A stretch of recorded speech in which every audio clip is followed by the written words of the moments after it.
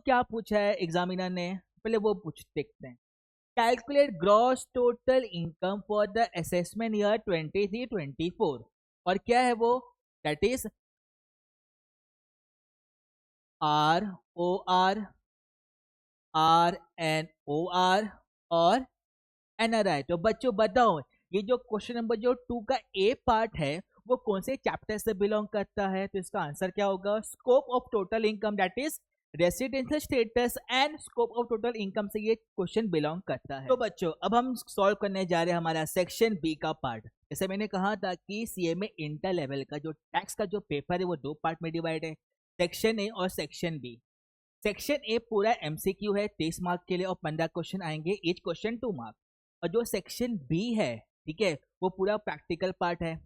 इसमें भी आपको एग्जामिनर ने एकदम क्लियर एंड कट लिख करके दिया है कि आपको अटेम्प्ट कितने बच्चों, 5 क्वेश्चन ही अटेम्प्ट करने हैं 7 क्वेश्चन में से। तो यहाँ पे आपको अपना स्ट्रैटेजी फॉलो करना है। जब आपको क्वेश्चन पेपर जब मिलेंगे एग्जाम के 10 मिनट पहले, तो वहां पे आपको मार्किंग करना है कि आपका कौन सा क्वेश्चन पहले अटेम्प्ट करना है, कौन सा लास्ट में। तो जो आपको बेस्ट आता है पूरे क्वेश्चन में आप उसको पहले सॉल्व करो, ताकि आपका जो प्रेजेंटेशन होगा वो एकदम अच्छे से निखर के आएगा।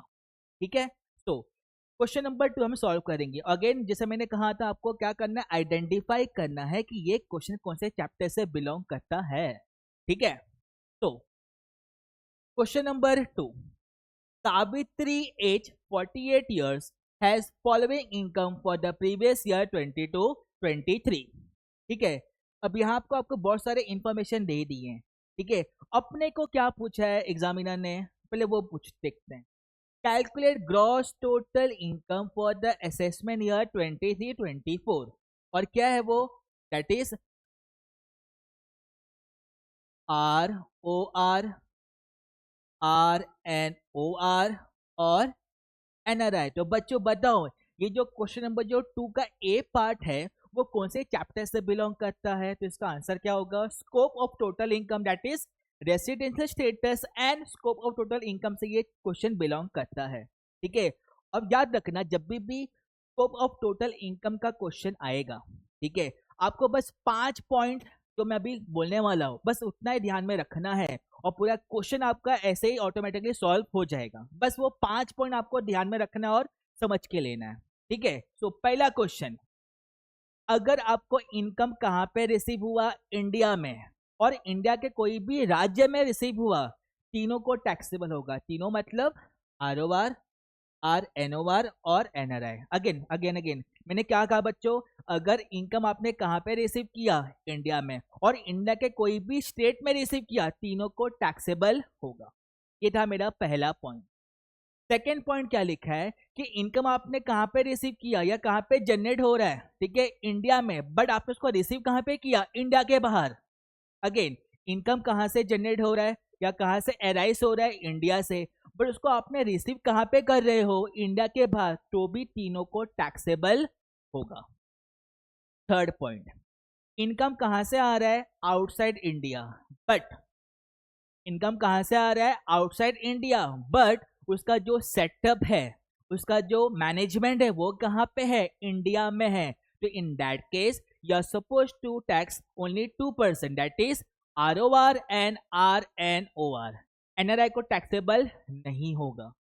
अगेन रिपीटिंग, थर्ड पॉइंट मैंने क्या कहा बच्चों, अगर इनकम आउटसाइड इंडिया से आ रहा है, ठीक है, लेकिन उसका जो सेटअप है, उसका जो मैनेजमेंट है, उसका जो कंट्रोल है, वो कहाँ पे है, इंडिया में है, तो इन दैट केस सिर्फ ROR को टैक्सेबल होगा और RNOR को टैक्सेबल होगा। क्लियर, ये हो गया 3 बातें। फोर्थ पॉइंट, इनकम इंडिया के बाहर है, सेटअप भी इंडिया के बाहर है, सब कुछ इंडिया के बाहर है, तो in that case only ROR को ही टैक्सेबल होगा, बाकी किसी को टैक्सेबल नहीं होगा। याद रखना, इनकम कहाँ पे है, आउटसाइड इंडिया, मैनेजमेंट कहाँ पे है, आउटसाइड इंडिया, तो in that case only ROR will be taxable, बाकी सब टैक्सेबल नहीं होंगे। फिफ्थ पॉइंट, कोई पास अनटैक्स प्रॉफिट हुआ, कोई पास आपका जो अनटैक्स प्रॉफिट था या कुछ इनकम था जो आपको अभी मिला है, ठीक है, तो वो टैक्सेबल किसी को भी नहीं।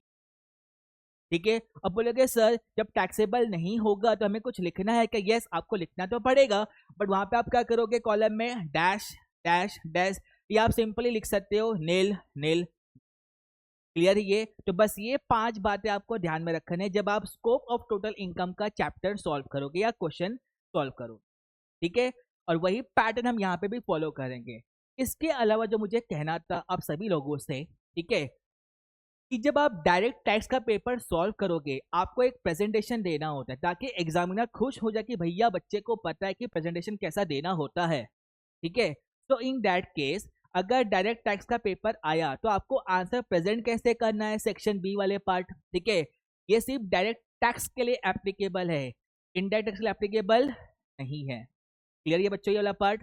तो जब भी डायरेक्ट टैक्स का पेपर आएगा आपको स्टार्ट कैसे करना है, तो in that case Mohabbatein picture का एक फेमस डायलॉग था अमिताभ बच्चन का, बेसिकली परंपरा, प्रतिष्ठा और अनुशासन, ये आपको प्रतिष्ठा, फॉलो करने हैं जब आप डीटी का पेपर सॉल्व। अनुशासन क्या है सर, अभी लिखाता हूँ। ये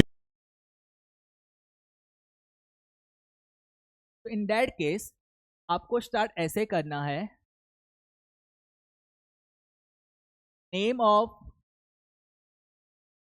एसएससी, उसके नीचे लिखना है आपको लीगल स्टेटस, फिर यहाँ पे बच्चों आपको लिखना है A Y that is assessment year, फिर यहाँ आपको लिखना है F Y that is financial year.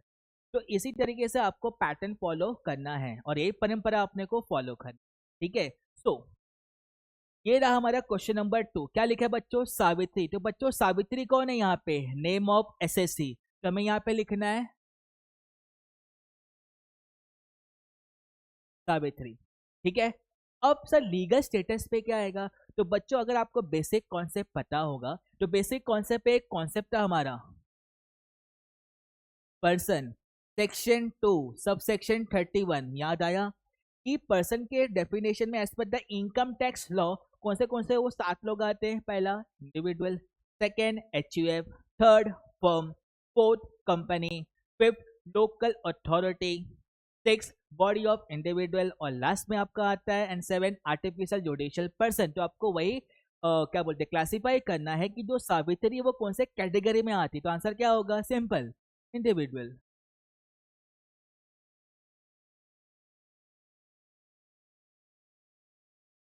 ठीक है। उसके बाद यहाँ पे जो प्रीवियस ईयर क्या दिया है बच्चों हमारा 22-23, इसको यहाँ पे लिखना फाइनेंशियल ईयर में 22-23, तो मेरा ए वाई क्या हो जाएगा 2023 एंड 20। इस तरीके से आपको डीटी का आंसर स्टार्ट करना, ठीक है।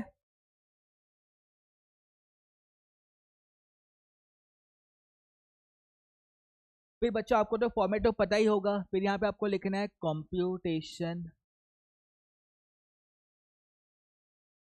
Of scope of total income. फिर यहाँ पे आपको फॉर्मेट बनाना है फटाक से, 3 बॉक्स बनेंगे यहाँ पे, बराबर है।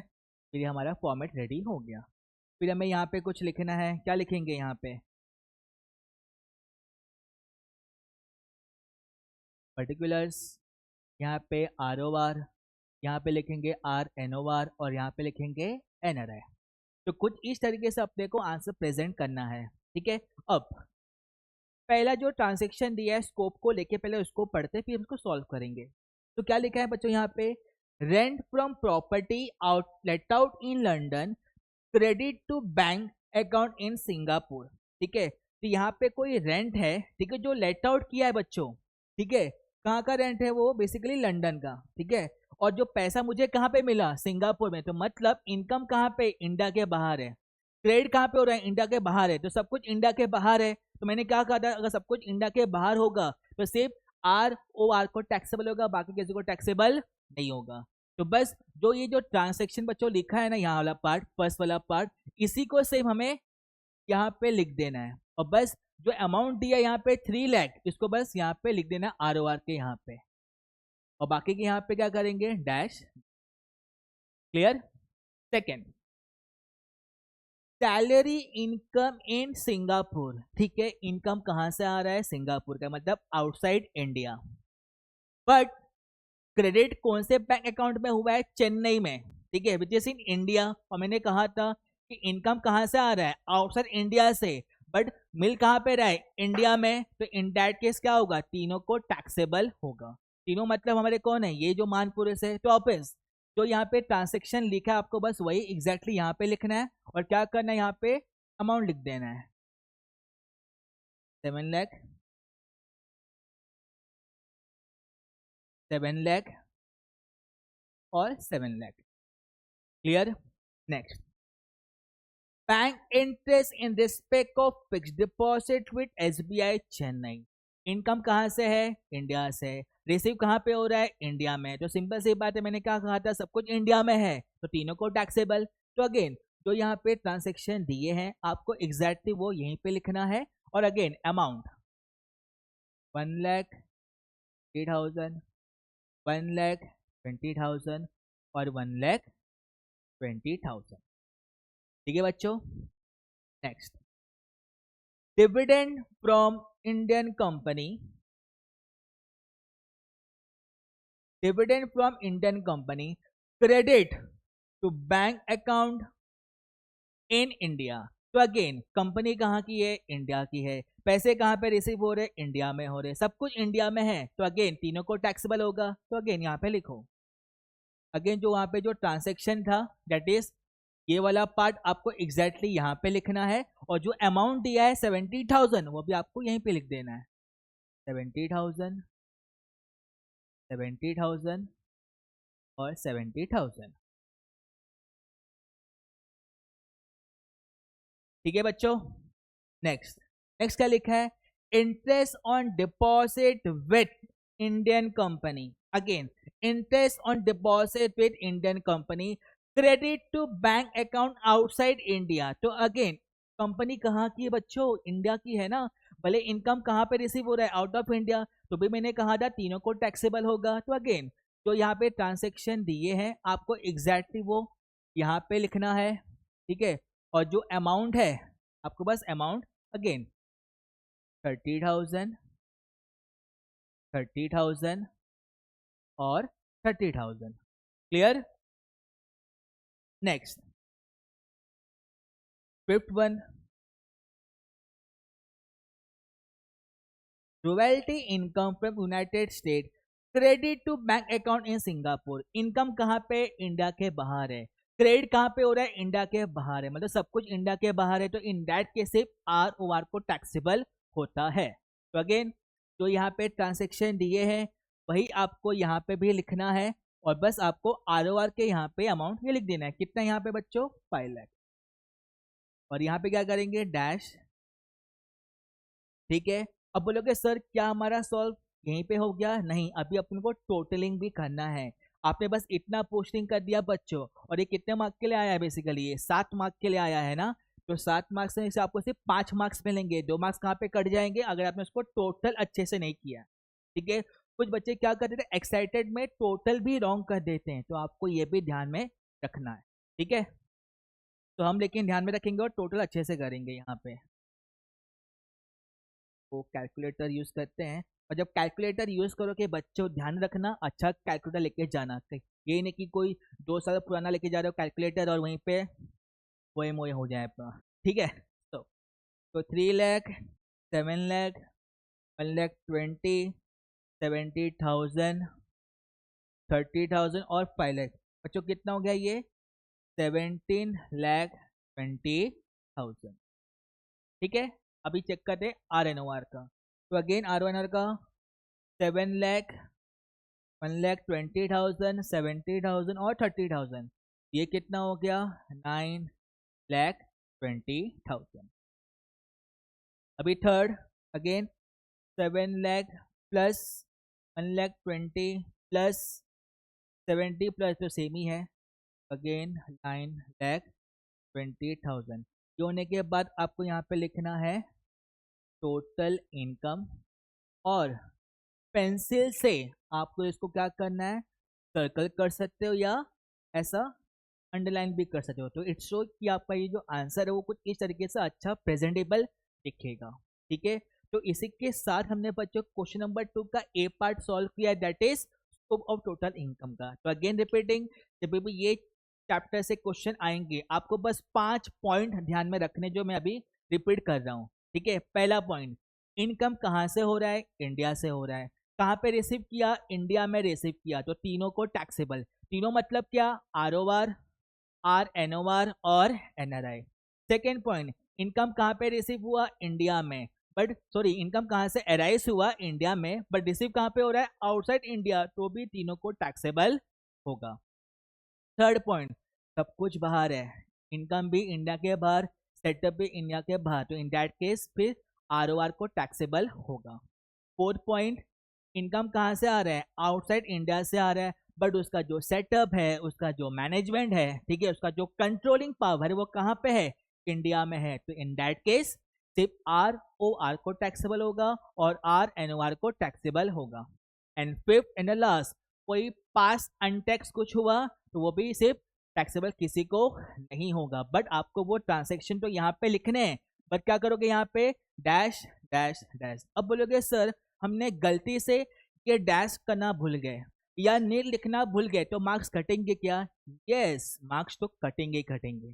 ठीक है, तो आपको जो 7 मार्क का जो क्वेश्चन आया था, आपको कुछ इस तरीके से उसको प्रेजेंट करना है ताकि आपको 7/7 मार्क्स मिल ही जाए।